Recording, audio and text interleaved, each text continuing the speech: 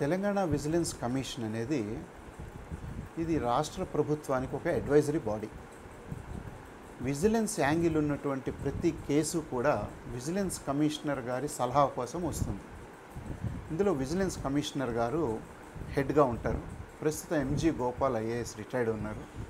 వారు ప్రభుత్వ రంగంలో అపరిమితమైనటువంటి పరిజ్ఞానాన్ని, అనుభవాన్ని కలిగినటువంటి వ్యక్తి. వారితో మనం గడిపినటువంటి కాలం అదొక ఎడ్యుకేషన్. వారి నాలెడ్జ్ హొరైజన్ మనం చెప్పలేం, అంత విస్తృతంగా ఉంటుంది. వారి దగ్గర పనిచేయడం ఒక అదృష్టం. విజిలెన్స్ కమిషనర్ గారి సహాయ కార్యదర్శిగా ఇవాళ నేను పదవి విరమణ చేస్తున్నాను. వారికి వారి విధి నిర్వహణలో సహకరించడం అనేది నా అదృష్టం.